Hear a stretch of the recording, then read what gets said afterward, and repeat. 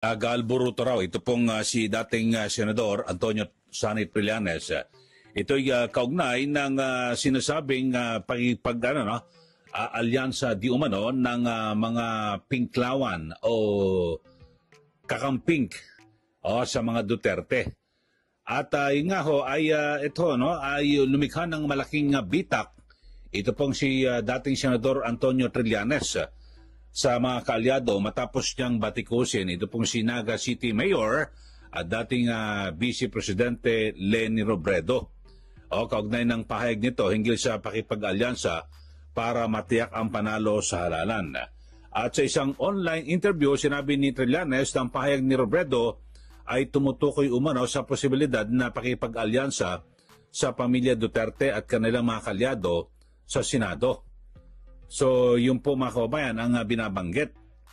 Pero alam nyo ho, ito hong si dating Senador Antonio Trillanes, wala po siyang karapatan na sitahin. Ito pong si dating VP Leni, na ngayon po ay mayor. Hindi ka naman miyembro ng Liberal Party. Nung tumakbo ka bilang mayor, di ba, nung nakaraang 2025 elections, ay nasa Aksyon Demokratiko ka. Aksyon Demokratiko ang iyong partido na kung saan ay kumandidato kang mayor dyan po sa Caloocan City at ikaw ay olats, talo. Alam nyo ho, ito pong si Trillanes ay tumakbo, di ba, noong 2025 dyan po sa Caloocan. Mayor, tambak, olats, talo ho kay Along Malapitan. Tapos tumakbo rin ho itong senador noong 2022, olats rin. Tapos, yung kanyang Magdalo party list, sa nakaraan dalawang election, olats din. So, anong pinagbubunga nga ho nito? Ni Senador, dating Senador Trillanes, dating Senador ka na lang. Sa mga ginagawa mo, puro olats ka na nga, talo Tapos, wala kang karapatan na, di ba, na panghimasukan kung ano man po ang kapasyahan o magiging kagustuhan ni dating VP Leni Robredo na ngayon po ay panalo po bilang mayor sa Naga City. At iyong pinupulaan, ito pong kasi 'di ba? Parang ngayon sasanib na po sa mayorya. Ito pong Senador Bam Aquino at Senador Kiko Pangilinan na ang mayorya ay parang kinikilala na ito po ay sa kampo po ng mga Duterte. Lahat ho ng sinisita ni Trillanes, puro mga nakapwesto na nalo. Siya ang sumisita, siya ho, olats. Wala hong pwesto sa gobyerno, mga kababayan. So, yun lang naman ho ang binabanggit ko kasi dito ho, may report pakinggan ho natin. At, birin mo, anong karapatan mo hindi ka member ng Liberal Party? Aksyon Demokratiko ang politika mo, o political party mo nang tumakbo ka sa Caloocan, di ba, nung nakarang eleksyon, olats ka, tambak ka kay Along Malapitan. Ito ho At sa isang online interview, sinabi po ni Trillanes na ang pahayagan ni Robredo ay tumutukoy umano sa posibilidad na pakipag-alyansa sa mga Duterte. So, binasa raw po ni Trillanes ang statement ni former VP Leni at ngayon Mayor na okay lang daw na makipag-alyansa sila sa mga Duterte para daw pragmatic. Ibang usapan na yon, ayon po kay Trillanes. So, hindi raw niya matanggap. Ang sabi po ni Trillanes ay hindi ko matanggap yon. Kaya hindi ako sang-ayon sa sinabi ni Leni na okay ang makipag-alyansa sa mga Duterte para lang manalo sa eleksyon. Kung hindi ka sang-ayon, di wag ka makialam. Di manahimik ka, alam nyo, para talo mo pa ang babae, di ba, Senator Trillanes? Si VP Leni, na ngayon mayor po sa Naga, tahimik lang po na nagtatrabaho ngayon doon sa kanyang mga kababayan sa Naga. Ikaw putak ng putak wala ka kasing pwesto. Mga kababayan, at tila siyempre, inaangat niya po, ito pong si Senator Rizon Taveros, may mga report na tila magiging mag-isa na lang dahil sa ito pong Senator Kiko Pangilinan at Senator Bam Aquino ay sasanib po sa mayorya at inaasahan na kung saan ay siyempre gusto ho nila na pumasok sa mayorya para makuha yung kanilang komite na nais. So, yan ho, binibira ho niya, oh. Si dating VP Lenny Robredo, ayan, oh. Ayan. So, nagagalit daw ho si Trillanes. Pero ang tanong ko, kay Trillanes, boss ka ba ni Mayor Lenny Robredo? Kung makapagsalita ka, akala mo, ikaw ang amo, di ba? Ikaw ang bossing, eh. At wala rin ho siyang pakialam kung ano man ang kagustuhan na Senator Kiko Pangilinan at Senator Bam Aquino. Eh, si Senator Risa Ontiveros nga, wala nga hong wala po siyang binabanggit na masama sa dalawang senador dahil ang sabi niya, handa naman siya na mag-isa at hindi niya naman daw minamasama kung yung pagpasok ko sa mayorya nitong sina Aquino at Pangilinan, wala ho. Kasi alam niyo ho, sa aking pananaw, kasi ang gusto lang po isulong ni na Senator sa Kiko Pangilinan at Bam Aquino. Uy, nahan. Lechon paksiw, Nay? Matupad po yung kanilang mga ipinangako noong nakarang eleksyon.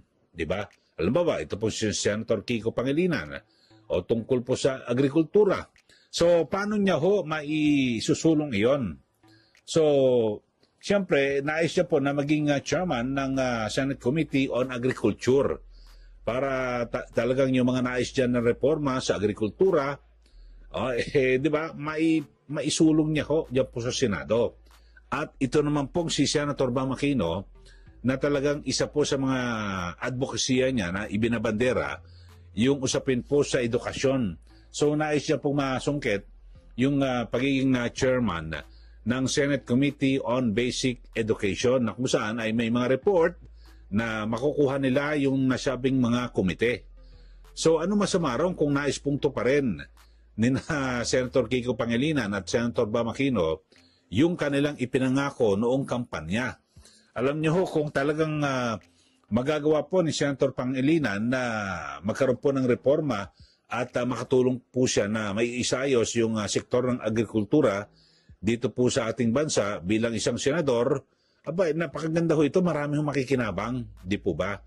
At again din po itong si Senator Bam Aquino, yung basic education, di ba? Talagang ngayon nagsusumika po ang pamunuan ng DepEd na mapataas po yung kalidad. Pero kung nandyan po sa Senado, meron ding tumutulong, mas mapapabuti po, di ba? Yung kalidad ng edukasyon dito po sa ating bansa. So, yun lang ho, kasi hindi ko lang napigilan. Nakita ko binibira ho ni dating Senador Sonny Trillanes, ito pong si dating BP na ngayon Naga City Mayor, Lenny Robredo. Tapos chinek ko, ano ba political party nitong si Trillanes? Aksyon Demokratiko. Ba't ka nangingialam sa Liberal Party? Tumakbo ka ng 2022, Senador, talo. Tumakbo ka noong 2025, Mayor, dyan po sa Caloocan, talo. Yung party list, Magdalo, talo. Ano ibig sabihin yan? Ayaw na. Sinusuka ka na ng taong bayan. Kaya manahimik na siguro itong si dating Senador Trillanes. Alam nyo, sa mga politiko, panapanahon yan panapanahon yan. Kung sana laos ka na. At siguro marami ka nang nabola, di ba? Na mga butante noon, wala na, nagising na mga kababayan. So, yun lang kasi wag mo na wag ka na makialam sa mga diskarte na mga nanalo. Sa eleksyon, mga nakapwesto. May pwesto, Mayor ng Naga City, dating BP Lenny Robredo, Senator Kiko Pangilinan, Senator Bam Aquino, wag ka na makialam doon, Trillanes. Kasi kung sino man ang gusto nilang sabihin natin, samahan na grupo, kasi yun, parang pagsama sa grupo ng mga Duterte, wala ka nang pakialam doon, di ba? Gusto mong talagang umiksena pa rin, sa 2028, tumakbo ka na senador. Ewan ko lang kung mananalo ka. Depende siguro sa iyong pagkampanya. Pero sa local nga ho, dyan po sa Caloocan, hindi po umarangkada kanyang kandidatura. Olats po, no? At talo po dito po kay Mayor Along Malapitan. So yun lang po mga kababayan. At hindi ko lang po natin kasi alam nyo ho, ito pong si BP Lenny Robredo, Dati po akong co-host sa aming radio program, di ba? Meron ho kaming palatuntunan noon na Biserbisyong Lenny sa RMN. At si BP Lenny noon at ako rin ho ang kanyang co-host bilang radio announcer o broadcast journalist. Yun ho eh. Pero kasi madalas ko nakakausap po ito si BP Lenny at talagang iba ho ito mag-isip at magsalita. Mga kababayan. So, ngayon, tingnan nyo, bilangin nyo yung mga sinasabi ho ni Trillanes, si BP Lenny, mayor ng Naga, tahimik, na nagtatrabaho. Sino ho ang maingay na hindi ho makapagtrabaho dahil wala pong posisyon sa gobyerno. Okay po, ano masasabi nyo ho mga kababayan? Dapat ba ho bang makialam itong si Trillanes kung makipag-alyansa man yung mga kakampings dito po sa mga Duterte lalo na po dyan sa Senado? Sabi naman ho ni Senator Bam Aquino at Senator Pangilinan, mananatili silang independent pero sasama sila sa mayorya. Bakit to? Para sa interes po ng mga bumoto sa kanila. Gusto po nilang to pa rin yung kanilang mga pangako noong kampanya ng eleksyon. Okay, so magbigay na ho kayo ng komentaryo dito ho kung dapat ho na makialam pa itong si Trillanes o manahimik na lang dahil sa wala na po siyang posisyon sa gobyerno. Pag malapit na sa 2028, kung gusto mong kumandidato, takbo ka. Okay, sa mga bago lang po sa ating channel, subscribe na po kayo at huwag niyo pong kalimutan na